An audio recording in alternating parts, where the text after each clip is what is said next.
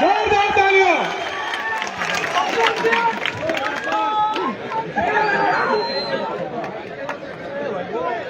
पहली बार आपके दयारे मोहब्बत में हाजिर हुआ हूं और आपने जिस जिंदा दिली के साथ इस्तकबाल किया है उसके लिए आपका बहुत शुक्रिया अदा करता हूं। देरी से आया उसके लिए माफी चाहता हूं। जल्दी चला जाऊंगा क्योंकि आगे एक अगले सफर पे पहुंचना है और मगरिब की अजान भी शुरू हो जाएगी, तो मैं कोशिश करूंगा कि थोड़ी देर आपसे गुफ्तगू कर लूं। भाई भरत सिंह सोलंकी जी, हमारे बहुत अच्छे साथी भरत सिंह जी, वर्षा गायकवाड़ जी बड़ी बहन, हमारे स्टेट चेयरमैन वजीर पठान साहब, आनंद के तमाम अगली सफों में बैठे हुए जिम्मेदारान और हमारे प्रत्याशी कांति भाई, एकदम सीधे साधे भोले भाले, पता नहीं आप लोग इनको सिंघम क्यों कहते हैं, देखने में तो बड़े सीधे साधे भोले भाले लग रहे हैं।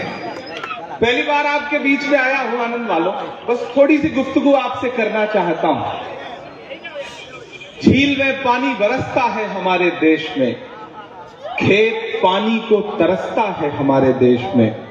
झील में पानी बरसता है हमारे देश में, खेत पानी को तरसता है हमारे देश में। जिंदगी का हाल खस्ता है हमारे देश में, दूध महंगा खून सस्ता है हमारे देश में। मैं गुजरात में खड़ा हूं और गुजरात इलेक्शन के मुहाने पर खड़ा है। पहले फेज की वोटिंग कल होगी और उसके बाद 5 तारीख को आपको गुजरात के मुस्तकबिल का फैसला करना है। मैं तो आपसे बस चंद बातें कहने आया हूं कि मुल्क एक अजीब दौर से गुजर रहा है। एक तरफ वो ताकतें खड़ी हैं जो ये सोचती हैं कि मुल्क उनकी मर्जी से चलेगा, तानाशाही से चलेगा, वो जैसे चाहेंगे वैसे चलेगा। लेकिन एक तरफ वो ताकतें खड़ी हैं जो ये कह रही हैं कि नहीं, मुल्क डॉक्टर बाबा साहब भीमराव अंबेडकर के संविधान से चलेगा, महात्मा गांधी जी के विचारों से चलेगा, सरदार वल्लभ भाई पटेल के विजन से चलेगा, मौलाना आजाद साहब के ख्वाबों से चलेगा, पंडित जवाहरलाल नेहरू जी की जो शुरुआती मेहनत है उस मेहनत को आगे बढ़ाते हुए चलेगा। लड़ाई दरअसल 2 विचारधाराओं के बीच में है और इस लड़ाई में आपको तय करना है कि आप कहां खड़े हैं। गुजरात गुजरात गुजरात गुजरात का मॉडल, गुजरात का विकास, मैं तो देख के आ रहा हूं पिछले 2 हफ्ते से इस पूरे स्टेट का दौरा करते हुए, सोमनाथ से लेकर के, जूनागढ़ से लेकर, राजकोट से लेकर के, मोरबी होते हुए, सूरत होते हुए, भरूच होते हुए, उधर सिद्धपुर, बड़गाम, पूरा गुजरात घूम के मन तो ये अंदाजा लगाया कि जिस गुजरात के विकास का ढिढोरा पूरे देश में पीटा गया और बताया गया कि गुजरात मॉडल, दरअसल वो गुजरात मॉडल नहीं है, वो भाजपा का मॉडल है, जिसमें सड़कें ऐसी हैं कि गड्ढे में सड़क है या सड़क में गड्ढे हैं, आप फर्क ही नहीं कर सकते। ये हालत है गुजरात के विकास के सच की। गुजरात का विकास ऐसा है कि जिस सूबे में शराब बंदी है वहां जहरीली शराब पीने से एक दिन में 70 जाने चली जाती हैं और मीडिया पे चू तक नहीं होता। यह है गुजरात के विकास का सच। यहां नौजवान खड़े हैं, मैं पूरे सूबे में जा रहा हूं, नौजवान साथियों से मिल रहा हूं, सबका यह कहना है कि हमारे लिए नौकरियां नहीं है। 40 लाख रजिस्टर्ड बेरोजगार हैं गुजरात में और जब आप एग्जाम देने के लिए नौकरी की तलाश में पर्चा भरते हैं तो एग्जाम देने से पहले पेपर लीक हो जाता है। 22 बार पेपर लीक हो चुके। कौन है इसके पीछे? आपको याद होगा कि शाहरुख खान के बेटे के पास 5 ग्राम ड्रग्स बता करके देश के टीवी चैनलों ने और एजेंसियों ने जो तमाशा किया था वो आप सबके जहन में होगा। लेकिन इसी गुजरात में मुद्रा पोर्ट पर हजारों हजार करोड़ की ड्रग्स पकड़ी गई, लेकिन मीडिया में चू तक नहीं हुई, कोई बोलने को तैयार नहीं है। यह है गुजरात के विकास का सच। मैं तो पूरे देश को कहना चाहता हूं कि मोदी जी ने जो ढिढोरा पीटा था गुजरात का विकास, वो झूठा है, वो खोखला है। ये गुजरात है, यहां हिलाने पे पुल टूट जाता है। मैं होके आया हूं मोरबी में, 135 लाशें बिछी थी और जवाबदेही लेने के लिए कोई तैयार नहीं। गिरफ्तार किसको किया गया? किसी टिकट काटने वाले को, किसी क्लर्क को, किसी सिक्योरिटी गार्ड को। अरे 139 लाशों पर, मोरबी के पुल हादसे पर, तो इस देश के प्रधानमंत्री से लेकर के इस सूबे के मुख्यमंत्री तक को उस दिन शाम में मोरबी में लोगों के आंसू पहुंचने के लिए खड़ा रहना चाहिए था। लेकिन हो क्या रहा था कि इस देश का हाकिम अगले दिन पूरा दिन दिन में 3 बार कपड़े बदल करके झंडियां दिखा रहा था, उद्घाटन कर रहा था। मैं होके आया हूं मोरबी, मैंने देखा है उस शहर का दर्द। जिस दिन इस देश के हाकिम दिन में 3 बार इसी गुजरात में कपड़े बदल रहे थे, उसी दिन मोरबी में 135 कफन सिले जा रहे थे। यह है इस गुजरात के विकास का सच। कोई जवाबदेही नहीं, किसी की कोई जिम्मेदारी नहीं। यह है इस गुजरात के विकास का सच। उधर लाशें बिछी थी, इधर मीडिया पर नैरेटिव बनाया जा रहा था कि लड़के पुल हिला रहे थे इसलिए टूट गया। यहां हिलाने पे पुल टूट जाता है। मोदी जी ट्रेन को हरी झंडी दिखा के भरत भाई रवाना करते हैं, ट्रेन रवाना होती है, आगे जाके भैंस से लड़ती है तो भैंस नहीं मरती, ट्रेन का इंजन टूट जाता है। यह है गुजरात के विकास का सच। यह है गुजरात के विकास का सच। यहां के मिनिस्टर सड़कें बनवाते हैं, यहां की सरकार सड़क बनवाती है, उद्घाटन में सड़क पे नारियल फोड़ा जाए तो नारियल नहीं टूटता, सड़क टूट जाती है। यह है गुजरात के विकास का सच। मैं आपसे ये कहने आया हूं कि पिछले 27 साल में भारतीय जनता पार्टी की सरकार ने गुजरात को बदहाली, भ्रष्टाचार और कुशासन के अलावा कुछ भी नहीं दिया है। पहले तो ये कहते थे कि दिल्ली में हमारी सरकार नहीं है तो हम काम कैसे करें। अरे पिछले 8.5 साल से तो दिल्ली में भी आपकी सरकार है, यहां भी आपकी सरकार है, डबल इंजन की सरकार है, फिर रेलगाड़ी क्यों नहीं चल पा रही है? मोदी जी बताइए। दरअसल आप सिर्फ और सिर्फ जनता को गुमराह करना चाहते हैं, विकास करना ही नहीं है। यहां माएं बहनें बैठी हैं, याद है आपको आज से 6 साल पहले का वो दृश्य, वो मंजर कि आपने अपने पल्लू में छुपा करके, रसोई के आटे में छुपा करके घर वालों से, शौहर से, पति से, परिवार से, बच्चों से छुपा के कुछ पैसे रखे थे कि कभी मुसीबत में काम आएगा, लेकिन वो भी नहीं बर्दाश्त हुआ उनसे। एक दिन टीवी चैनल पे रात के 8 बजे नमूदार हुए, बोले भाइयों बहनों आज से ये 500 और 1000 का नोट रद्दी। क्यों किया ये जानती हैं आप? क्योंकि वो आपके पल्लू का पैसा, आपके रसोई के आटे में रखा हुआ पैसा आपसे छीन करके बैंक में डलवा करके अपने उद्योगपति दोस्तों को देना था। इसलिए नोटबंदी जैसा सबसे बड़ा स्कैम इस देश में किया इस सरकार ने। फिर उसके बाद कुछ दिन में आपकी कमर थोड़ी उभरी कि आप चलने लायक हुए, आप गुजरात के लोग हैं, व्यापारी लोग हैं, अपना काम करते हैं, हुकूमत के मोहताज नहीं रहते, तो उनको लगा कि आप अपना काम कर ले रहे हो। यह भी नहीं देखा गया तो फिर एक टैक्स लेके आए, गब्बर सिंह टैक्स, जीएसटी, और व्यापारियों की कमर तोड़ के रख दी। मेरे भाई, आप इनसे सवाल करोगे, दलित इनसे सवाल करेगा तो ऊना दोहराएंगे, ये पीटा जाएगा, कपड़े उतार के मारेंगे, बांध करके मारेंगे। आदिवासी कोई आवाज उठाएगा तो हमारे विधायक अनंत पटेल की तरह उसे लहू लहू कर देंगे। कोई अकलियत का आदमी आवाज उठाएगा तो उसे तो आवाज उठाना मतलब उसको तो इजाजत ही नहीं है। कहा गया है, सुना गया है, कोई न बोले, ज़बान दराजों को मशवरा है, कोई न बोले।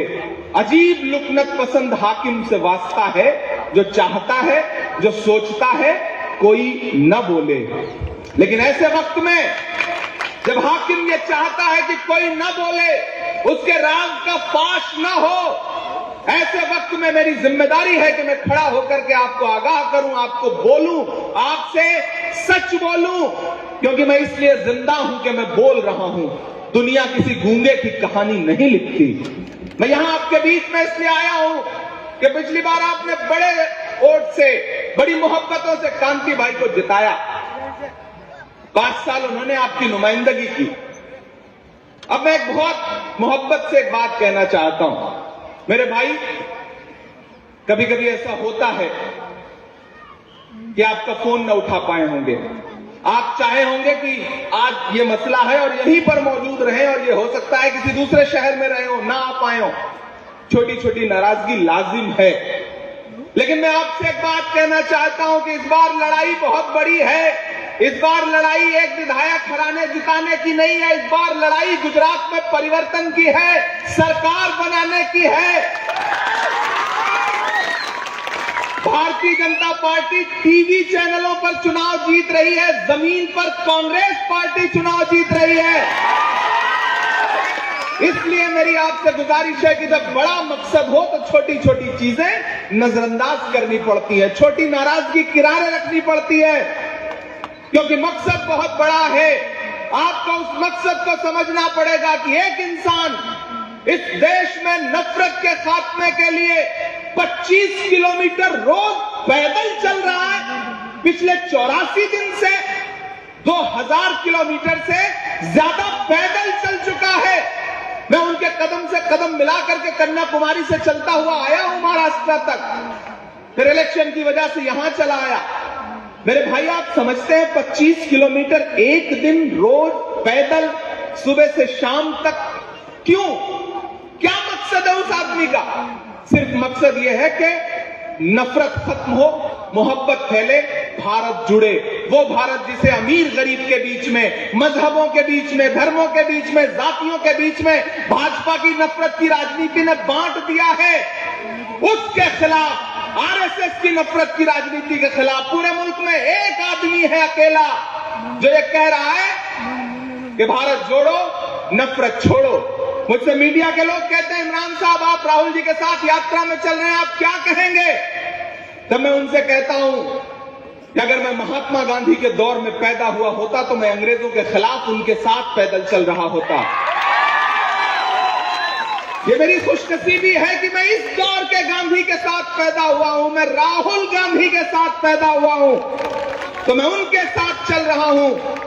जो हर जालिम से टकराएगी वो आंधी बनाऊंगा, नए अंग्रेज आए हैं, नया गांधी बनाऊंगा। हम चल रहे हैं उनके साथ। तो मैं आपसे ये कहने आया हूं कि 5 तारीख को आप ईवीएम की कतारों में खड़े होकर के कांति भाई को वोट देंगे तो सिर्फ कांति भाई को वोट नहीं देंगे, आपका एक एक वोट राहुल गांधी के पांव के छालों को हिम्मत बख्शेगा। आपका एक एक वोट इस देश में मोहब्बत की राजनीति के लिए माहौल तैयार करेगा। आपका एक एक वोट दिल्ली से लेकर के अहमदाबाद तक की गद्दी पे बैठे हुए हाकिमों को यह एहसास दिलाएगा कि जनता जनार्दन होती है, जनता सबसे बड़ी होती है।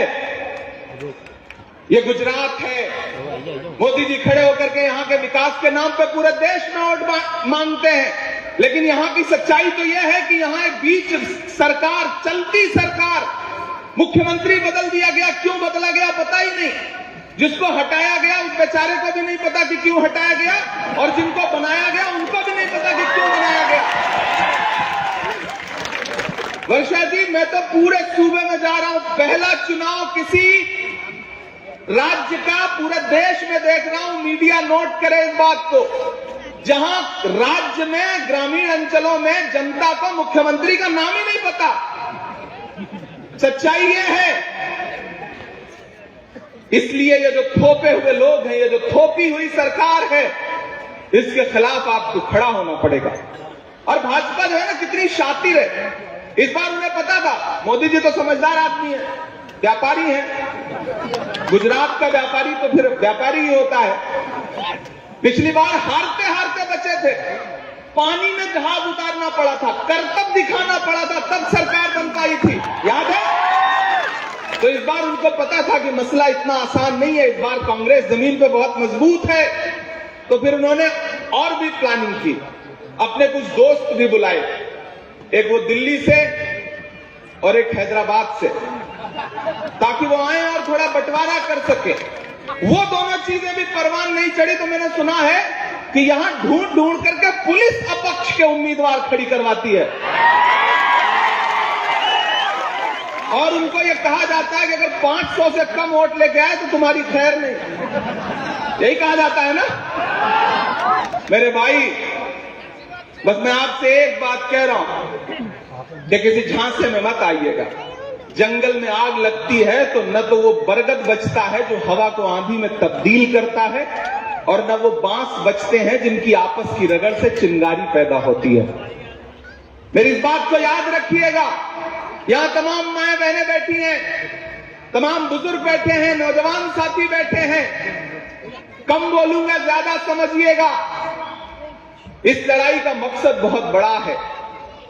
याद होगा उनका नारा, न खाऊंगा न खाने दूंगा, याद है ना? बस इस नारे का जो पहला सेंटेंस था वो भूल गए कि न खाऊंगा। दूसरा याद रहा उनको कि न खाने दूंगा। किसी को नहीं खाने दे रहे, किसी गरीब को नहीं खाने दे रहे। उसकी थाली से निवाला छीन लिया, रोटी छीन ली, आटा, चावल, दूध, दही, क्या नहीं महंगा कर दिया। बच्चों की पेंसिल, कागज सब महंगा कर दिया। और पिछले सेशन में जब मैं पार्लियामेंट में खड़ा होकर के चिल्ला करके पूछ रहा था कि महंगाई क्यों बढ़ाई, तो देश की वित्त मंत्री निर्मला ताई जी खड़ी हुई। उन्होंने कहा, कहां है महंगाई देश में, है ही नहीं। मुझे हैरत हुई कि कैसे कैसे लोग हैं। पिछले दिनों जब वो मोरबी जा रहे थे, मुझसे एक पत्रकार ने कहा कि इमरान साहब, एक दिन बाद प्रधानमंत्री जी मोरबी जा रहे हैं। मैंने कहा, हां, बड़े रंग रोगन के बाद, अस्पताल के रंग रोगन के बाद मोरबी जा रहे हैं। काश जितना अस्पताल को चमकाने में, जितना अस्पताल के रंग रोगन में ध्यान दिया प्रशासन ने, उतना अगर पुल के रखरखाव में ध्यान दिया होता तो 135 घरों के चिराग नहीं बुझे होते। मैंने कहा वो अब जाएंगे, उन्हें सारी कलाएं आती हैं, जाएंगे। लेकिन किसी का एक शेर है कि वो अब तिजारती पहलू निकाल लेता है। मैं कुछ कहूं तो तराजू निकाल लेता है। मैं इसलिए भी तेरे फन की कद्र करता हूं, तू झूठ बोल के आंसू निकाल लेता है। ये हुनर आता है उन्हें। तो मैं आपसे ये कहने आया हूं कि 5 तारीख को जब वोट देने के लिए घरों से निकलिए तो आपके जहन में एक बात ये रहे कि इस देश में संविधान खतरे में है। इस देश में डॉक्टर बाबा साहब अंबेडकर जी की लिखी हुई वो जो बड़ी प्यारी सी किताब है, जो ये ताकत देती है कि जितना मुकेश अंबानी जी के वोट की अहमियत है, उतना ही क्रांति भाई के भी वोट की अहमियत है। जितना अमित शाह जी के वोट की अहमियत है, उतना ही भरत सोलंकी जी के भी वोट की अहमियत है। जितना नरेंद्र मोदी जी के वोट की अहमियत है, उतना ही इमरान प्रतापगढ़ी के भी वोट की अहमियत है। वो एहसास है, उस किताब को बचाना है, उस किताब में लिखे गए एक एक शब्द को बचाना है। इस देश में संस्थाएं खतरे में हैं, मीडिया खतरे में है, सबको आपको बचाना पड़ेगा। 5 तारीख को जब लाइनों में लगिएगा तो ध्यान रहे कि एक शख्स ने आपसे कहा था कि बहुत हुई महंगाई की मार, अब की बार मेरी सरकार, याद है ना? तो उससे पूछो कि भगवान के नाम पर वोट मांगने वालों, तुमने तो भगवान श्री कृष्ण के जो पसंदीदा खाद्य पदार्थ थे ना, मक्खन, दही, दूध, उस पे भी जीएसटी लगा दिया। ये भगवान के नाम में तो इंसान के क्या होंगे? पूछिए इनसे। आज सुबह जब रसोई में सब्जी बनाने के लिए, सालन बनाने के लिए कढ़ाई में रसोई का तेल डालती हैं, जो भी तेल इस्तेमाल करें आप, सरसों का या ऑलिव ऑयल, जो भी आप इस्तेमाल करें, जब डालती हैं तो उसके साथ आंसू भी गिरता है। क्योंकि जो तेल खाने वाला 70 रुपए में था, आज वो 200 रुपए के पार पहुंच गया। मेरे भाई, सारी चीजें ध्यान में रखिए, इस सरकार से सवाल करिए और ये सोचिए कि कांति भाई आपके अपने पूरी हेलीकॉप्टर में बैठे हुए भरत भाई सिर्फ आपके इलाके के बारे में आपकी तारीफें करते हुए आए। इनका जो इस इलाके से रिश्ता है, इनके परिवार का जो रिश्ता है, उस रिश्ते को सहेजिए। पिछली बार आपने आनंद जिले की 7 में से 5 सीटें जितवाई थी, तो इस बार तो बिल्कुल सरकार जो कसर रह गई थी उसे पूरा कौन करेगा? आप ही करेंगे ना। करना तो पड़ेगा आप लोगों को, क्योंकि ये लड़ाई बहुत बड़ी है। सवाल तो पूछना पड़ेगा, खड़ा तो होना पड़ेगा। वो डराएंगे, धमकाएंगे, लेकिन उनसे कहिए कि हम आतिशे सोजा में भी हक बात कहेंगे। हम आतिशे सोजा में भी हक बात कहेंगे, कुंदन की तरह दहर में ताबिंदा रहेंगे। तारीख बताती है कि हर दौरे सितम में हम जिंदा थे, हम जिंदा हैं, हम जिंदा रहेंगे। उन्हें बताइए, उन्हें एहसास दिलाइए कि ये चुनाव बहुत अलग चुनाव है। ये चुनाव ये सोच के मत दीजिए कि एक विधायक जीतना हारना, ये सोचिए कि संविधान बचाना है, राहुल गांधी के मिशन को ताकत देनी है, मोहब्बत को ताकत देनी है, नफरत के खिलाफ वोट करना है। ये जहन में रखिएगा। 7 तारीख से पार्लियामेंट शुरू हो रही है, 7 दिसंबर से। मैं आपसे बस एक बात कहना चाहता हूं, उन्होंने आपके लिए क्या काम किया? मैं आज यहां न तो काम गिनाऊंगा, न काम की चर्चा करूंगा, न काम की शिकायतों पे चर्चा करूंगा। मैं तो बस इतना कहूंगा कि आप मुझे जानते हैं, सियासत में पिछले 3 साल से हूं, लेकिन सियासत से पहले की जो मेरी जिंदगी है, खुदा ने जो मुझे हुनर दिया, मेरे कलम को जो हुनर बख्शा, जो ताकत दी, आप जानते हैं कि मैंने अपने कलम का इस्तेमाल महबूबा के जुल्फ और आंचल पे शेर कहने के लिए नहीं किया। मैंने नजीब की मां के आंसुओं पे नज्म कही, मैंने पहलू खान की मां के आंसुओं को दर्द बनाया, मैंने आपकी आवाज उठाई, मैंने मदरसों की तरफदारी की, मैंने आपके लिए लड़ाई लड़ी। तो मैं उसकी बुनियाद पर यहां खड़ा होकर के आपसे कह रहा हूं कि आप कांति भाई को वोट देंगे तो सिर्फ इन्हें नहीं जाएगा, वोट इमरान प्रतापगढ़ी को मिलेगा, वोट राहुल गांधी को मिलेगा, वोट प्रियंका गांधी को मिलेगा, वोट मल्लिकार्जुन खड़गे जी को मिलेगा, वोट भरत सिंह सोलंकी को मिलेगा, वर्षा गायकवाड़ को मिलेगा, वजीर पठान को मिलेगा। हमें ताकत देंगे आप। और इतना वादा कर रहा हूं कि आप ये सोचिएगा मत कि आपके मसलों पे हम चुप रहे हैं। नहीं, हम बोलेंगे आपके लिए, हम लड़ेंगे आपके लिए। आप ये मत समझिएगा कि दिल्ली में कोई आपका बैठा नहीं है। मैं वादा कर रहा हूं, मैं किसी के लिए बेटे की तरह हूं, किसी के लिए भाई की तरह हूं, किसी के लिए छोटे भाई की तरह हूं। आपको जब भी लगे, मैं ऊपर वाले को हाजिर नाजिर जान के कह रहा हूं कि मेरा एक भी जिंदगी का एक भी लम्हा ऐसा नहीं है जो आपकी फिक्र के बगैर गुजरता हो। मैं आपसे वादा कर रहा हूं, आप बताइएगा मुझे, आइएगा, जब भी आपको जरूरत महसूस हो तो आइएगा, मेरा दामन पकड़ लीजिएगा और कहिएगा कि इमरान प्रतापगढ़ी, आपने कांति भाई के लिए वोट मांगा था, आज मुझे ये काम है, चाहे कांति भाई से कराइए, चाहे खुद करिए, तो मैं आपको पीठ नहीं दिखाऊंगा। ये मेरा आपसे वादा है। मेरे भाई, दुआ करिए, इस सरकार ने जो झूठ परोसा है, इस सरकार के जो दावे खोखले हैं, दुआ करिए कि 7 दिसंबर से पार्लियामेंट शुरू हो तो मैं नरेंद्र मोदी जी के सामने खड़ा होकर पूछूं कि आप तो नारा लगाते थे बेटी बचाओ बेटी पढ़ाओ। भरत भाई, मैं तो संस्कृत का एक श्लोक सुना करता था, सूत्रवाक्य कि यत्र नार्यस्तु पूज्यन्ते रमन्ते तत्र देवता। जहां नारियों की पूजा होती है वहां देवता निवास करते हैं। लेकिन मुझे अफसोस कि भारत की एक बेटी बिल्किस के लिए प्रधानमंत्री जी के पास एक शब्द नहीं है। मैं उनसे सवाल वहां भी पूछूंगा। वक्त बहुत कम है, मगरिब की अजान शुरू होने वाली है, लेकिन कुछ नहीं सुनाऊंगा तो आप कहेंगे कि आए और सिर्फ भाषण सुना के चले गए। आप सवाल करिए, वो आए आपके बीच में, भाजपा के लोग आए तो उनसे कहिए कि कहां सोया है चौकीदार, कहां सोया है चौकीदार।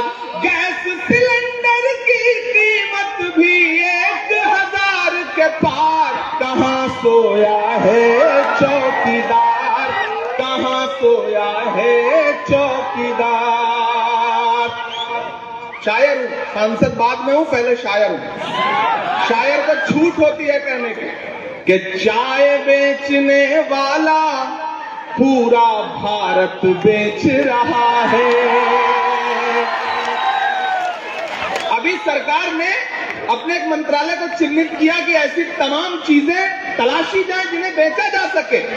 इस काम पर लगाए गए लोग कि चाय बेचने वाला पूरा भारत बेच रहा है, इसी काम में हासिल उसे महारत बेच रहा है।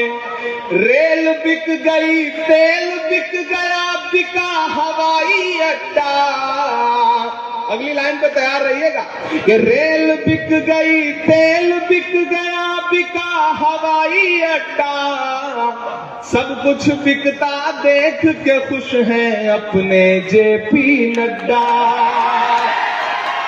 क्या जनता महंगाई की मारी करती हाहाकार, कहां सोया है चौकीदार, कहां सोया है चौकीदार। कांति भाई इधर आइए।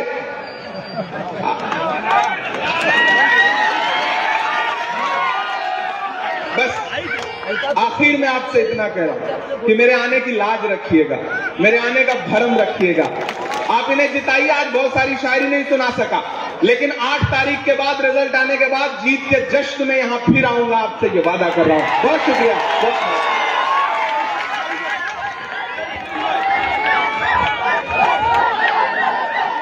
મેનિફેસ્ટો ડિક્લેર કરવાનો છે, મેનિફેસ્ટો આપવામાં આવે, મેનિફેસ્ટો ડિક્લેર કરાવે, ભરતભાઈ સાહેબને એમના હાથમાં મેનિફેસ્ટો આપવામાં આવે।